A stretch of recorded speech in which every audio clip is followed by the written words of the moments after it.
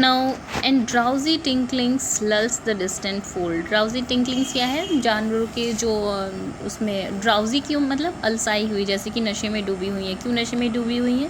क्योंकि टिंकलिंग जो जानवरों के उसमें घंटियाँ बंधी होती हैं, वो द एनिमल्स आर गोइंग, जा रहे हैं, घर जा रहे हैं अपने अपने। ड्राउजी मतलब वो धीरे धीरे उनकी आवाज़ भी कम होती जा रही है, तो that's why it is drowsy. वो ड्राउजी जो टिंकलिंग की आवाज़ आ रही है, लल्स द डिस्टेंट फोल्ड, उससे क्या हो रहा है? लल्स मतलब कि नींद में भेजना किसी को। टू सेंड टू स्लीप मतलब सुलाने की प्रक्रिया जो होती है उसको कहते हैं लल। जो डिस्टेंट फोल्ड, जो दूर में फोल्ड, जो चारागाह हैं, उनको एक तरह से जिनमें जानवर बांधे हुए हैं उनमें उनको एक तरह से सुला रही है। सब कुछ सोने वाले हैं, मतलब the animals are going to sleep. See that from yonder ivory mented tower. Now accept. Again save. Accept. From that yonder मतलब that, दूर पर जो है, that ivy mented tower, जो कि वाइट कलर का मेंटल्ड, वाइट कलर का painted जो टावर है, वाइट सा टावर जो दिख रहा है। Except from that place the moping owl does to the moon complain. Moping means जो आवाज़, आउल एक तरह से जो धीरे से जो आवाज़ें कर रहा है, उस तरह से जो आउल है, वो जो वहाँ पे आउल बैठा हुआ है, वो ऐसा लग रहा है कि मून को कुछ कंप्लेन कर रहा है। उस आइवी मेंटल्ड टावर पे जो मून है, जो आउल है, वो मून को कंप्लेन कर रहा है। मतलब आउल के कुछ बोलने की आवाज़ आ रही है, सिर्फ एक आवाज़ आ रही है, सब कुछ साइलेंट हो गया है। ऑफ सच, जैसे कि as wandering near her secret bower, जैसे कि उस आउल की सीक्रेट, आउल का जो सीक्रेट बावर है, सीक्रेट बावर मतलब उसका जो गुप्त रहने की जगह है, लिविंग प्लेस है। एज वंडरिंग, जैसे कि कोई वहाँ पे घूम रहा हो, मतलब उसकी जो सीक्रेट बावर है वहाँ पे कोई वंडर कर रहा हो, कोई घूम रहा हो। मोलेस्ट, उस और मोलेस्ट डिस्टर्ब कर रहा हो। हर एंशियंट सॉलिटरी रेन, उसका प्राचीन एकांत स्थल। रेन मतलब जहाँ पे वो रहता है, राज करता है, जहाँ पे एकांत राज उसका पुराने समय से जो चला आ रहा है, आउल का सीक्रेट बावर में। कहाँ है वो? आइवरी मेंटल, वहाँ पे रह रहा है। वहाँ कोई वंडर कर रहा है, इस बात की कंप्लेन, और उसको मोलेस्ट कर रहा है, डिस्टर्ब कर रहा है, इस बात की कंप्लेन आउल मून को कर रहा है। ओवरऑल कितनी अच्छी इमेजरी लाकर इसके अंदर दे दी है कि आउल कहाँ रह रहा है? सीक्रेट मेंटल टावर पर रह रहा है, जो कि उसका सीक्रेट बावर है। वहाँ पे कोई वंडरर उसको डिस्टर्ब कर रहा है। किस बात को कहने के लिए? किस एक्सेप्ट, एक वहाँ पे एक सब कुछ साइलेंट है, except the sound of owl, उल्लू के बोलने की आवाज़ आ रही है। सिर्फ वो यही कहना चाहता है। उल्लू के बोलने की आवाज़ क्यों आ रही है? क्योंकि उसे लग रहा है, उस उल्लू को, कि वहाँ पे कोई आकर के उसके एंशियंट सॉलिटरी रेन को डिस्टर्ब कर रहा है, जो उसका प्राचीन काल से चला आ रहा एकांत वाला राज है, उसको कोई डिस्टर्ब कर रहा है। इस तरह से उस आउल को लग रहा है। That's why the owl is making sound and complaining to moon. Only the sound can be heard over there beneath those rugged elm tree. Elm trees क्या होते हैं? बड़े बड़े से पाम ट्री की तरह एल्म ट्रीज हैं। That you tree shade beneath those rugged elms, वहाँ पे जो एल्म ट्रीज़ हैं, दे कहाँ पे हैं? You tree shade. You trees भी बड़े बड़े होते हैं, जो चर्चयार्ड ग्रेव, जहाँ पे ग्रेव्स होती हैं, वहाँ पे कब्रें होती हैं, वहाँ पे यू ट्रीज़ भी होते हैं। तो वहाँ पे उन यू ट्रीज़ के नीचे रगेड, खुरदरे से एल्म्स भी पड़े हुए हैं। Where heaves the turf in many a mouldering heave, each in his narrow cell forever laid. Now, over there, beneath those yew trees and rugged elms, where heaves the turf in many a mouldering heap, जहाँ पे turf, छोटी छोटी पत्तियाँ भी पड़ी हुई हैं। Heaps मतलब इकट्ठी होकर के पड़ी हुई हैं। इन मैनी अ मोल्डरिंग हीप, मोल्डरिंग मतलब एक एक के ऊपर एक चढ़ी हुई, मोल्ड होकर के, इकट्ठी होकर के, हीप बना करके पड़ी हुई हैं। Each in his narrow cell for ever laid, each हर कोई, in his narrow cell means grave, grave में फॉर एवर लेट हमेशा के लिए लेटा हुआ है। अब आ गए वो, अब उन ग्रेव के बारे में बात करने हैं कि उन यू ट्री के नीचे रगेड एल्म्स के पास में, रगेड जो एल्म्स हैं, जो खुरदरे से एल्म्स हैं, एल्म प्लांट्स हैं, उनके नीचे नीचे पड़े हुए हैं, पत्तियों के नीचे, मोल्डरिंग हीप्स के नीचे, वहाँ पे ग्रेव्स जो हैं, उन ग्रेव्स में each and every rustic is laid for ever in his narrow shell, narrow मतलब सकरी सी सेल, सकरी सी सेल क्या है, ग्रेव है, फॉर एवर हमेशा के लिए लेटे हुए हैं। The rude for A fathers of hamlet sleeve, rude for a father जो बहुत ही रिफाइंड कल्चर के नहीं है, they are somewhere rude in their behaviours of the helmets, helmet मतलब हट, छोटी सी झोपड़ी को बोलते हैं हट, हैमलेट को बोलते हैं हट, okay.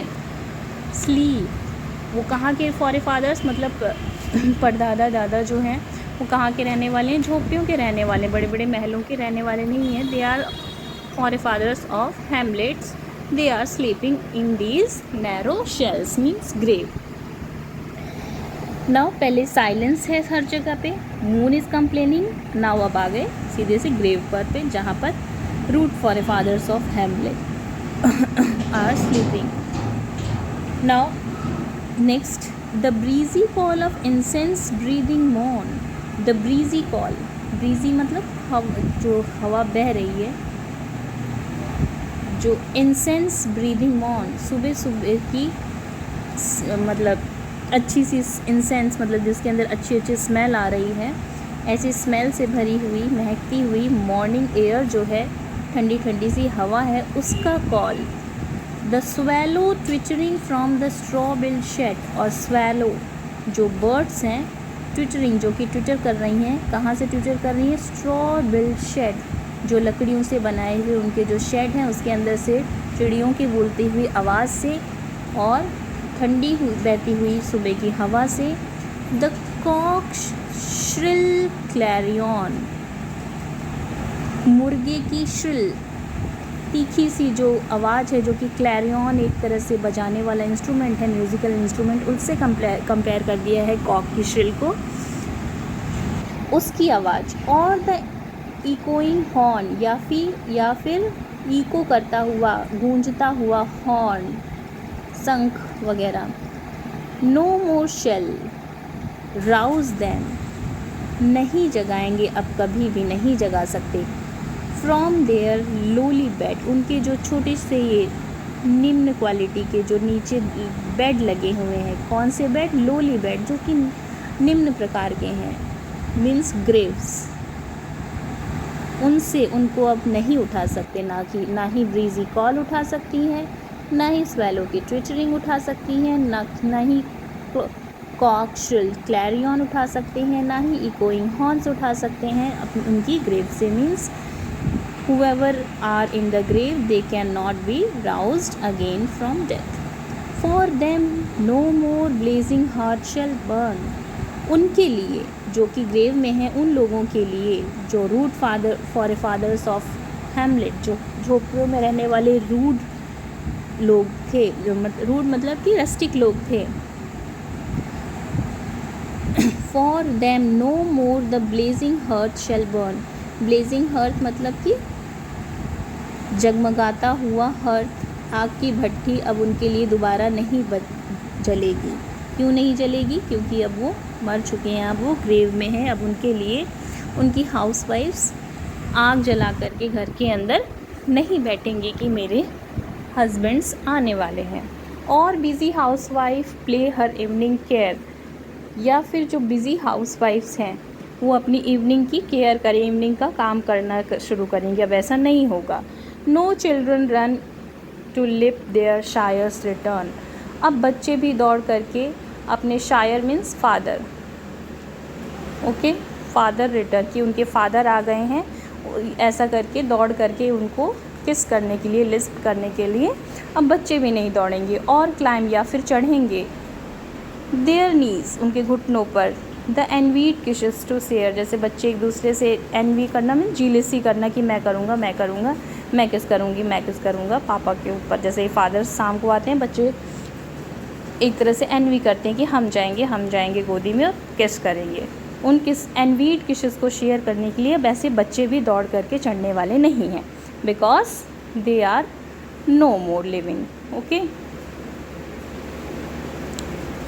Oft did the harvest to their sickle yield. Oft अक्सर, डिड द हार्वेस्ट, हार्वेस्ट जो फसल है, अक्सर जो फसल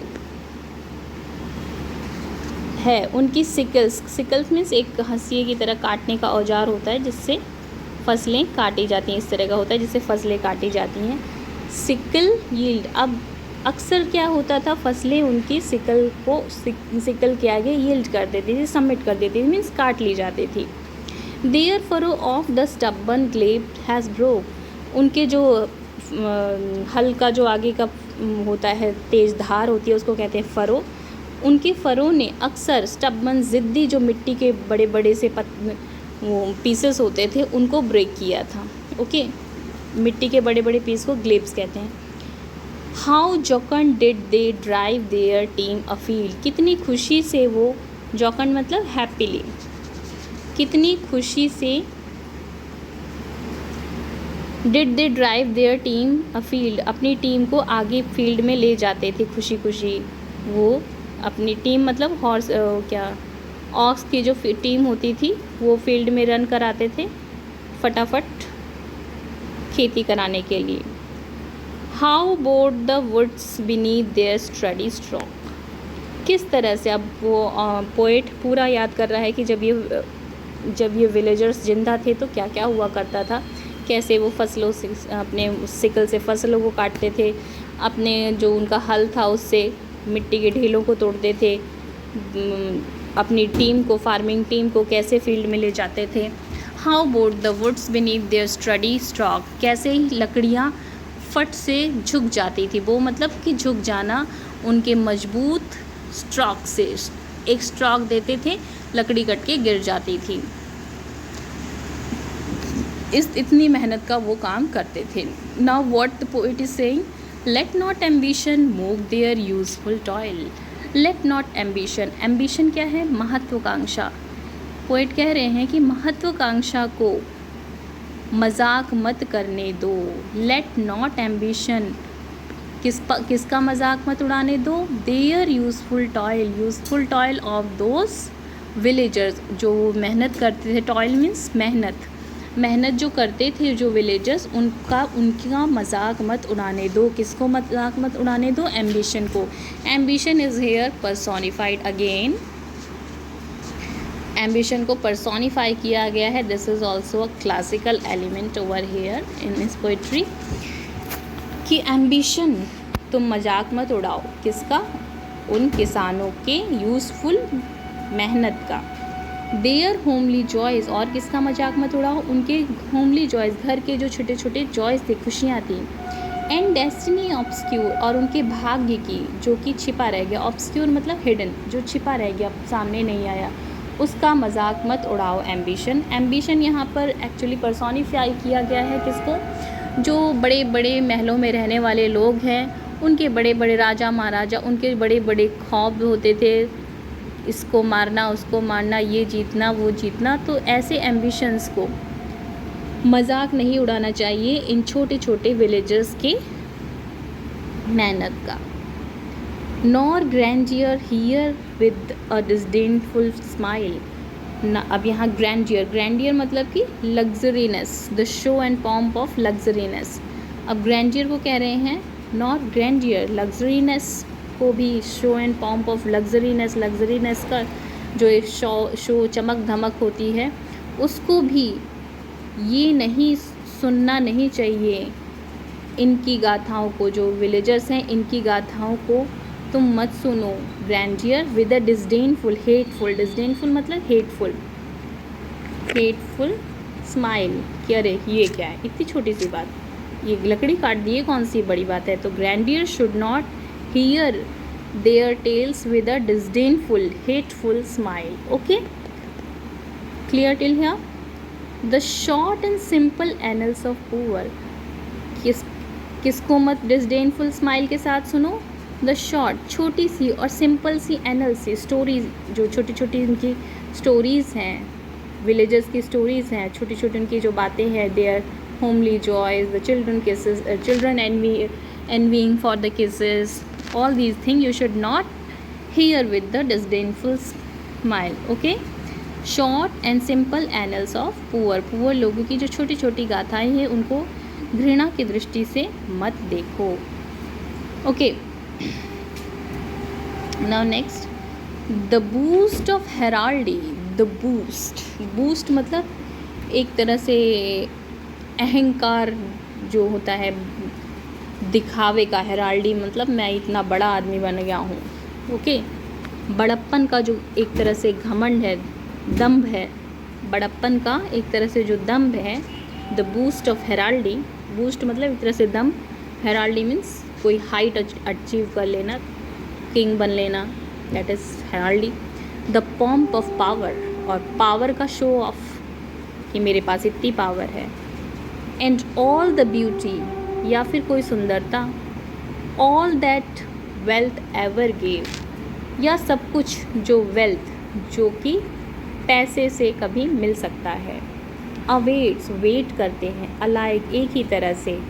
the inevitable hour, inevitable which can not be avoided, उस आवर का वेट करते हैं जिसको कोई भी अवॉइड नहीं कर सकता. कौन कौन वेट करता है? The boast of heraldry, the pomp of power, the beauty and the wealth ever gave, और पूरी दुनिया की दौलत जो दे सकती है, उस इनएविटेबल का आर का वेट करते हैं. द पाथ ऑफ ग्लोरी, महानता का रास्ता, ये हमने बहुत बड़ी ग्लोरी अचीव कर ली है. We have won many countries, ये इस तरह की ग्लोरी ले जाते हैं, कहीं और नहीं ले जाते, but to the grave. Okay, everything,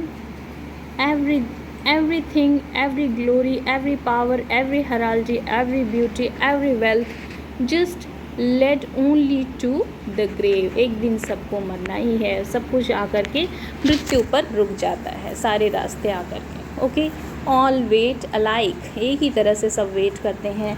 for the inevitable are, एक ऐसा आर जिसको कोई भी इग्नोर नहीं कर सकता.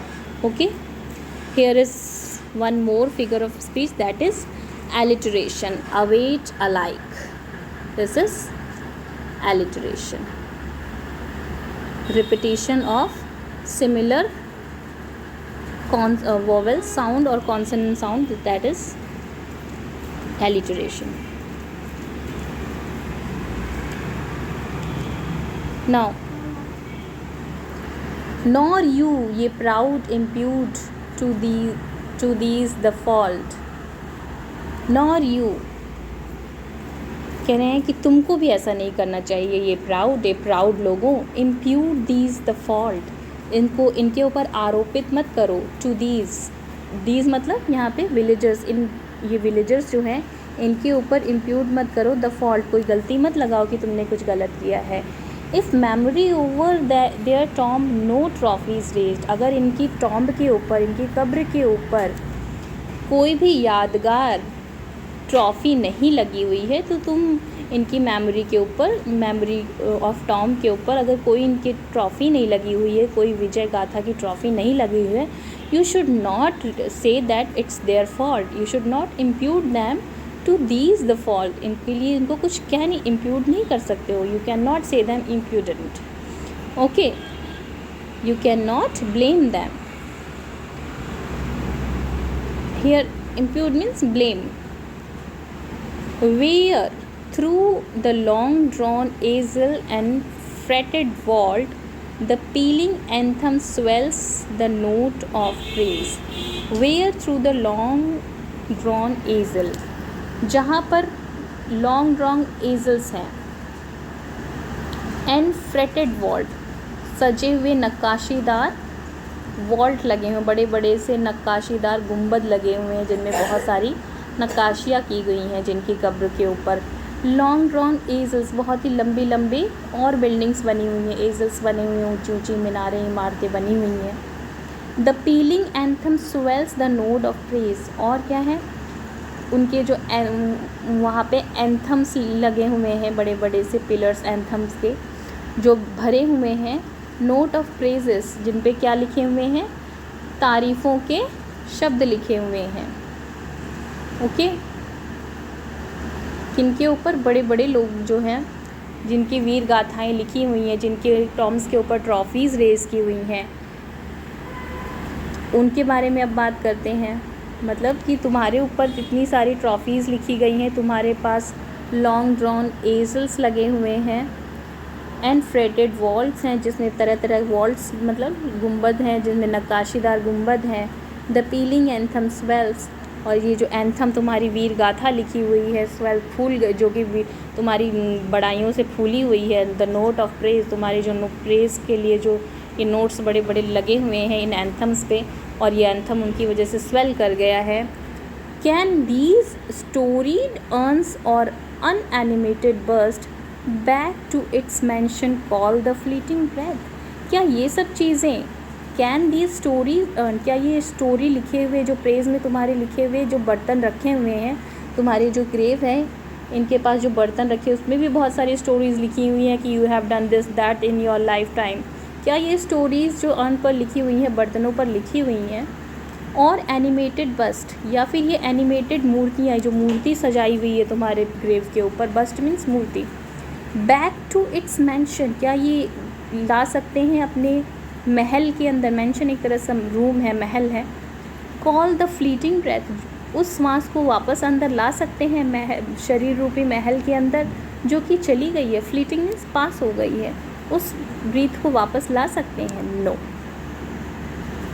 Now what he is saying, can honour's voice provoke the silent dust, क्या ऑनर की वॉइस, तुम्हारे सम्मान की जो आवाज़ है, तुम्हारे सम्मान में जो इतनी सारी आवाज़ें आ रही हैं, प्रेजेस हैं, can provoke the silent dust, जो डस्ट जो एकदम शांत पड़ी धूल है उसको उठा सकते हैं ऑनर की आवाज़, और फ्लैटरी सूथ या फिर चापलूसी आराम दे सकती है the dull cold ear of death, जो मृत्यु के कान जो कि डल एंड कोल्ड है, जो मृत्यु है जो किसी की नहीं सुनती है, उसको क्या चापलूसी करके तुम शांत कर सकते हो, हटा सकते हो? Perhaps in this neglected spot is laid, हो सकता है, परहैप्स ये भी हो सकता है, इन दीज नेग्लेक्टेड, जो ये नेग्लेक्टेड से स्पॉट है, ये जो जगह है जो नेग्लेक्टेड सी ग्रेव दिख रही है जिस पर कुछ भी ऐसा प्रेज वगैरह टॉम वगैरह रेज नहीं किया हुआ है, इज लैड, इसके अंदर ये भी क्या हो सकता है, सम हार्ट, कोई हार्ट ऐसा लैड पड़ा हो सकता है, वंस जो कि एक बार, pregnant with celestial fire, pregnant means filled with celestial, दैवीय अग्नि से प्रज्वलित था, जिसके अंदर ऐसा दिल हो सकता है जिसके अंदर ईश्वर की अग्नि जल रही हो, ईश्वर का प्रकाश हो। हैंड्स, ऐसे हाथ हो सकते हैं, that the rod of empire might have swayed, ऐसे भी हाथ इसके अंदर हो सकते हैं, इस मामूली सी दिखने वाली कब्र के अंदर ऐसे भी लोग बरीड हो सकते हैं जो कि सक्षम थे एक एम्पायर, किसी राज्य को जीत लेने में, स्वे कर देने में, मतलब एक को हरा करके दूसरे उस राज्य को अपने में मिला लेने में, ऐसे हाथ भी हो सक्षम, ऐसे सक्षम हाथ भी इसके अंदर हो सकते हैं, इस कब्र के अंदर हो सकते हैं। That the rod of empire might sway, कि वो किसी साम्राज्य के रॉड को स्वे करते, चलाते, हाँकना, किसी राज्य को चला सकने में सक्षम ऐसे हाथ भी हो सकते थे। और waked to ecstasy the living liar, और ऐसे भी लोग हो सकते हैं कि एक ऐसे लोग हो सकते हैं, म्यूज़िकल लवर हो सकते हैं जो कि एक अलग ही तरह की एक्सटेसी, अलग ही तरह का पागलपन पैदा कर दें अपने लायर बजा करके। लायर एक तरह से म्यूज़िकल इंस्ट्रूमेंट होता है, मीन्स इसके अंदर कोई महान म्यूजिशियन भी छिपा हो सकता है, महान राजा भी, एम्परर भी हो सकता है, हु कैन स्वे द रॉड ऑफ एम्पायर, कोई संत भी हो सकता है जिसके अंदर सेलेशियल ईश्वरीय प्रकाश हो। तो इस कब्र के अंदर कुछ भी हो सकता है। Okay, but knowledge to their eyes her ample page rich with the spoils of time did never unroll, लेकिन क्या है इसके अंदर, ऐसा ऐसा हो सकता है, लेकिन क्या था, बट नॉलेज, ज्ञान ने, knowledge over here again is personified, knowledge को पर्सोनिफाई किया गया है फिर से यहाँ, लेकिन नॉलेज ने कभी भी टू देयर आइज, उनकी आंखों के सामने अपने पेजेस नहीं खोले, नॉलेज ने अपने पन्ने उनकी आंखों के सामने नहीं खोले, मतलब उन्हें कभी भी ज्ञान प्राप्त करने का अवसर नहीं मिला। Rich with the spoils of time did never unroll, knowledge जो है, जो कि टाइम के साथ स्पॉइल हो जाती है, उस नॉलेज ने कभी भी अपने आप को अनरोल नहीं किया, कभी भी अपने जो एम्पल विशाल पेज हैं उनको उन रस्टिक्स के आगे नहीं खोले। चिल पैनरी रिप्रेस देयर नोबल रे, चिल पैनरी, पैनरी मीन्स एक तरह की गरीबी, भुखमरी, एक पेनी भी नहीं, एक पैसा भी नहीं, मतलब वो लोग जस्ट मनीलेस, मतलब वहाँ पे एक तरह से ठंड, बहुत ही अटूट गरीबी पड़ रही थी, चिल पैनरी, ख़तरनाक वाली गरीबी। रिप्रेस्ड देयर नोबल रेज, उनके जो नोबल रेज थे, नोबल उनके अंदर जो रेज एटीट्यूड्स थे उनको रिप्रेस कर दिया, उनको दबा दिया उनकी गरीबी ने। And froze the genial current of the soul, और उनकी सोल की जो जेन्युअल करंट थी मीन्स उनके अंदर जो जो टैलेंट थे वो दबे रह गए, फ्रीज़ हो गए, उसी के अंदर दब के रह गए। किसकी वजह से? गरीबी की वजह से।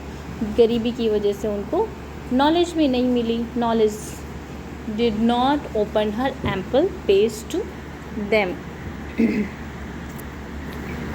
Full many a gem of purest ray serene, बहुत सारे ऐसे जेम्स भी इसके अंदर हो सकते हैं which are very pure and serene. Serene means placid, बहुत ही शांत और प्योर तरह के सीरीन, इसके अंदर जेम्स, खजाने भी हो सकते हैं। The dark unfathomed cave of ocean bear, जैसे कि अनफैथम्ड मतलब कि विच, जिसकी गहराई नापी नहीं जा सकती, ऐसा ओशन की जैसे गुफा होती है उसके अंदर बहुत सारे जेम्स होते हैं, वैसे ही full many a flower is gone to blush unseen and waste its sweetness in the desert air. Overall in these lines poet says कि जैसे कि ओशन के अंदर, ओशन की गुफा के अंदर जो कि अनगिनत गहराइयों के अंदर जेम्स छुपे होते हैं, जो कि प्योर और सीरीन होते हैं, शांत, शुद्ध और प्योर होते हैं। और क्या एग्जाम्पल देते हैं? Full many a flower is born to blush unseen, और बहुत सारे फ्लावर्स होते हैं जो खिलते हैं, और ब्लश मीन्स वो खिलते हैं, ब्लश करना, खिलना। Born to blush unseen, born करते हैं, सॉरी दे आर बॉर्न, पैदा होते हैं, खिलते हैं, और ब्लश मुरझा जाते हैं, अनसीन, उनको कोई देखता भी नहीं कब वो खिले और कब मुरझा गए। And waste sweetness in desert, और अपनी स्वीटनेस, अपनी स्वीट फ्रेगनेंस को कहाँ वेस्ट कर देते हैं? डेजर्ट में। मीन्स डेजर्ट के फ्लावर होते हैं, उनको कोई देखता नहीं है कि कब वो बॉर्न करे और कब वो ब्लश हुए। ओके, उसी तरह से इन केव्स के अंदर, इन ग्रेव्स के अंदर भी ऐसे पुअर विलेजर्स थे जिनके अंदर बहुत सारी क्वालिटीज़ थी और वो उन्हीं के अंदर दफन हो गई है। Next what the poet say, some village Hampden that with dauntless breast.